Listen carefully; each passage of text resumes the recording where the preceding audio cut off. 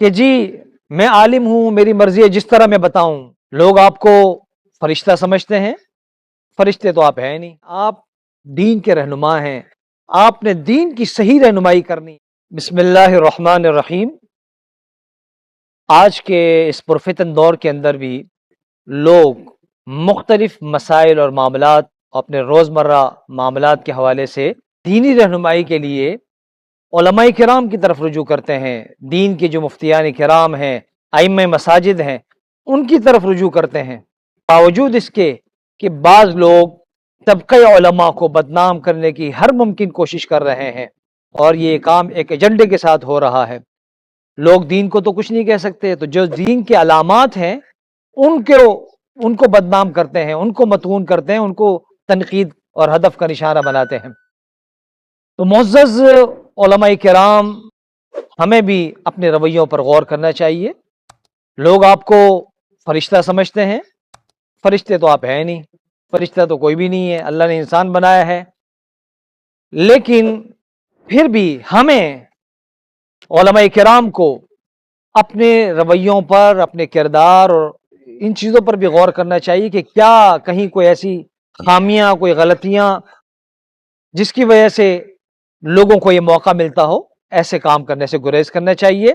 اور معزز علماء کرام، ائمہ مساجد، مفتیان کرام، ان کا یہ فرض بنتا ہے کہ لوگوں کا جو آپ پر اعتماد ہے، لوگ آپ کی طرف رجوع کرتے ہیں، اس اعتماد کو بحال رکھیے اور لوگوں کی صحیح رہنمائی کیجیے اعتدال کے ساتھ.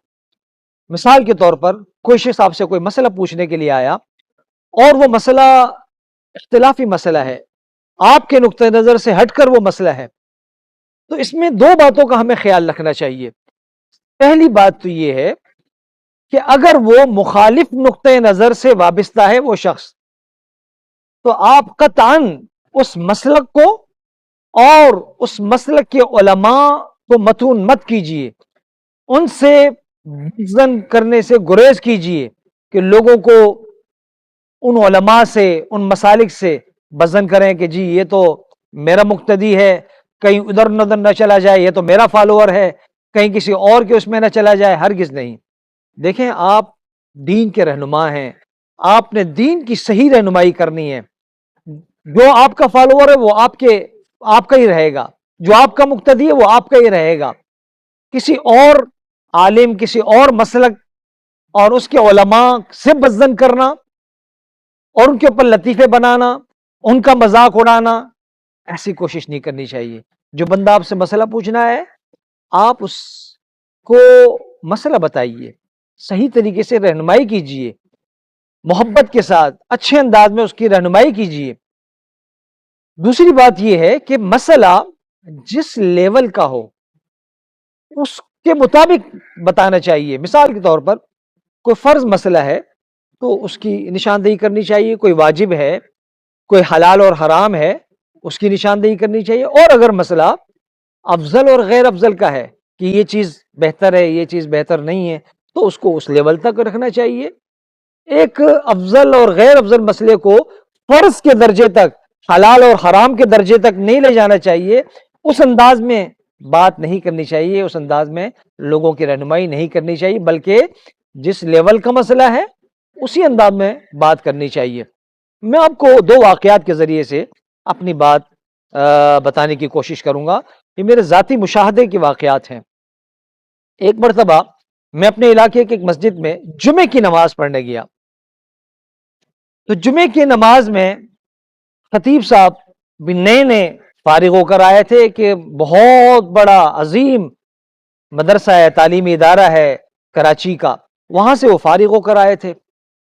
تو وہ اپنے جمعے کے خطبے میں دیگر مسالک کے لوگوں پر تنقید کر رہے تھے، اور تنقید کرتے کرتے وہ اس حد تک پہنچ گئے کہ انہوں نے ایک خاص مسلک کو ہدف تنقید کا نشانہ بناتے ہوئے کہا کہ یہ لوگ رفع دین کی حدیثیں لے کر آتے ہیں، پتہ نہیں کہاں سے لے کر آتے ہیں، سب باطل ہیں، سب باطل حدیثیں ہیں.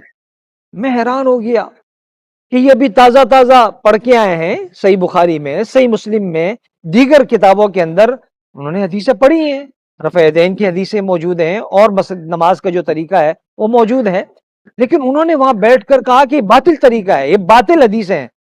استغفر اللہ، مجھے بہت افسوس ہوا۔ بعد میں ان سے بات بھی ہوئی، ہمارے لیول کے ساتھی تھے، تو ان سے گفتگو ہوئی، اچھے انداز میں بات ہوئی۔ اس طرح سے مسئلے کو ڈسکس نہیں کرنا چاہیے اس انداز میں، اور یہ مسئلہ لوگوں کو اس طرح بتانے کی ضرورت بھی نہیں ہے، یہ غلط رہنمائی ہے۔ دوسرا ایک واقعہ، کراچی کے اندر ایک مرتبہ ایک بہت بڑی مسجد، بہت بڑے اور زبردست عالم ہیں، اب تو اس دنیا میں نہیں رہے ہیں، اللہ تعالیٰ ان کی مغفرت فرمائے۔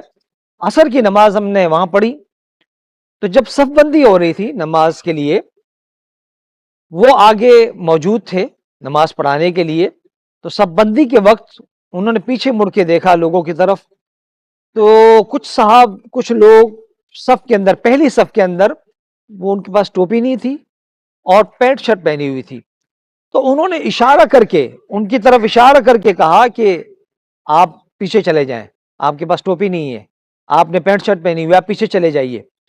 دیکھیے کتنی غلط بات ہے، کتنا غلط طریقہ کار ہے، یعنی آپ سر عام ایک چھوٹے سے مسئلے پر ٹوپی پہننا اچھی بات ہے، آداب نماز کے حوالے سے ہے، لیکن اس انداز میں ایک معمولی سے مسئلے کو اتنا بڑا مسئلہ بنا کر لوگوں کے سامنے ان کو بے عزت کرنا، یہ ایک عالم کی شان کے مطابق نہیں ہے۔